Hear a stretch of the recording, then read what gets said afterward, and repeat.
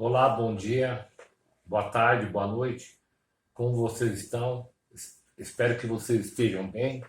Hoje é a aula número 9. Nós vamos falar sobre a ditadura militar, um período que durou de 1964 a 1985. Essa aula vai ser dividida em dois momentos, né? A ditadura militar é um assunto muito extenso, muito complexo, então por isso nós temos que dividir em duas partes. O texto que eu vou disponibilizar para vocês depois na plataforma já é o texto inteiro, mas está lá bem dividido entre primeira e segunda parte. Então vamos primeiro, quando falar de ditadura militar, vamos entender qual foi o contexto que tudo isso aconteceu. Então, durou 25 anos, durou 21 anos e teve cinco mandatos militares e instituiu 16 atos institucionais. O que era um ato institucional? Era um mecanismo legal que sobrepunha a Constituição. Qual era o antecedente? Se vocês lembrarem da aula anterior, Jânio Quadros renunciou ao cargo de presidente da República. Ele ficou no poder somente 7 meses. Então, o que aconteceu? No lugar dele, assumiu o vice-presidente da República, que era o João Goulart. Mas João Goulart não tinha as mesmas ideias de Jânio Quadros. Então, João Goulart assume, e o principal slogan dele, a principal plataforma dele, era a reforma agrária. Isso vai levar com que ele tenha muitos desafetos, principalmente dos latifundiários, né? Aquelas pessoas que eram grandes fazendeiros, que tinham grandes porções de terra, eles não estavam satisfeitos em ceder suas terras para aqueles que não tinham. Então ele vai criar uma animosidade com isso, e também vários parlamentares do Congresso que eram alinhados com essa ideia de latifundiário também não vão ficar contentes com essa situação. E outro aspecto que você tem que levar em consideração é que esse momento, nos Estados Unidos, está acontecendo o período da Guerra Fria, que foi aquele embate entre Estados Unidos da América, que tinha uma ideologia capitalista, contra a União Soviética, né, que tinha as ideias socialistas. Então, outro aspecto que você tem que levar em conta é que Estados Unidos tem um medo que o socialismo estava crescendo de forma muito grande aqui na América Latina, não só no Brasil, mas os outros países da América Latina, os ideais socialistas estavam sendo muito bem aceitos. Então isso causava um medo, um pavor que esses países se aliassem às ideologias do socialismo da União Soviética, isso fizesse com que o socialismo fosse implantado na maior parte do mundo. Outro aspecto que chama atenção, que isso já foi comprovado historicamente, é que os Estados Unidos tinha uma base militar no Panamá e muitos soldados do Brasil e de outros países da América Latina passaram lá por treinamentos, né? Treinamentos de guerra para combater justamente esse socialismo que estava querendo imperar sobre vários países da América Latina. E aí, em 31 de março de 1964, tanques de guerra invadiram o Rio de Janeiro e depuseram o então presidente João Goulart, que vai para um exílio, ou ele vai ser convidado a sair do país e ele vai se exilar no Uruguai.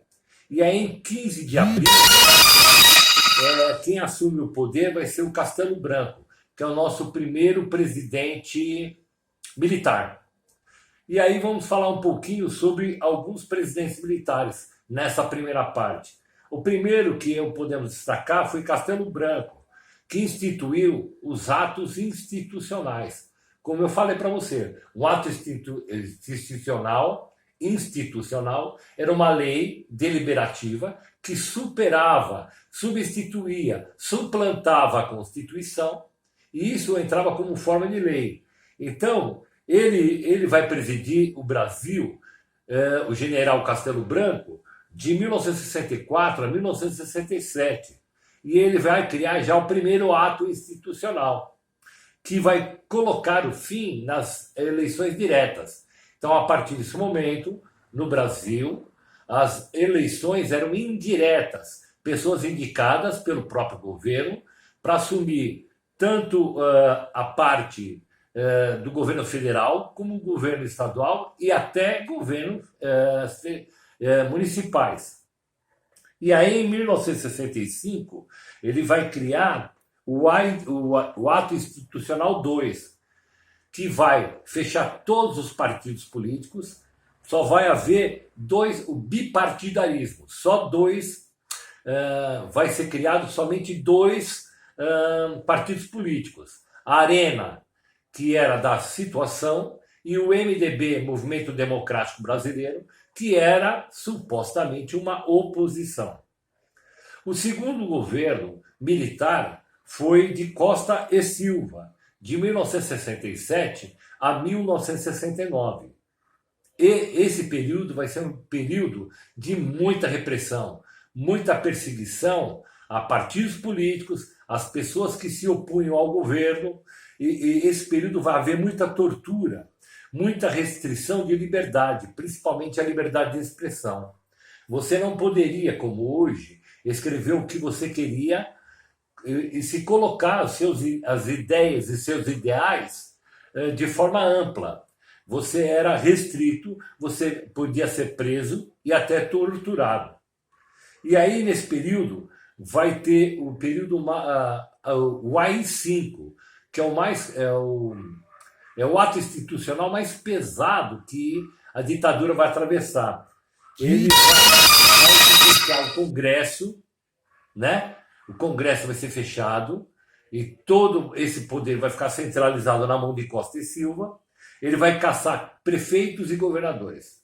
Então, a partir desse momento, os prefeitos e governadores, né? A ordem, tanto estadual como municipal, vai ser coordenada, vai ser monitorada pelo governo federal. E aí temos aí também o terceiro militar, que vai ser o Médici, que vai governar de 1969 a 1974. Ele vai criar uma coisa que nós vamos entender um pouco melhor, que é o milagre econômico. Esse período vai haver uma censura muito pesada aos meios de comunicação, né? Vai haver a censura, você não poderia publicar o que você queria, vai aparecer a figura do censor, tudo que fosse editado, ou na televisão, ou na revista, ou nos jornais, teria que ser, ou de rádio, teria que passar por uma censura prévia desse censor. Se ele achasse algo que fosse contrário às ideias e os ideais da situação dos militares, era censurado e não ia a público. Ele vai criar uma coisa chamada milagre econômico. Nesse período, o Brasil vai experimentar uma grande expansão econômica. Ele vai restringir ao crédito, ou seja, o crédito que era dado para todos vai ser restringido a uma pequena classe social que tinha condições de consumir. Ele vai conter os salários, ou seja, ele vai congelar os salários para que a inflação abaixe. Vai investir em infraestrutura, principalmente em estradas de rodagem, para que o Brasil pudesse escoar a sua produção mais rapidamente. E aí vai construir também 1 milhão de casas pelo Banco Nacional, Nacional Habitacional, BNH, o famoso BNH. Ele vai construir, no período dele, mais de 1 milhão de casas. Mas, em compensação, esse período vai trazer uma dívida externa, porque o Brasil contrai muitas dívidas, muitos empréstimos de países do exterior, e aí o Brasil vai adquirir uma dívida de 1,2 trilhões de dólares. Esse é o primeiro período da ditadura. Espero que vocês tenham entendido.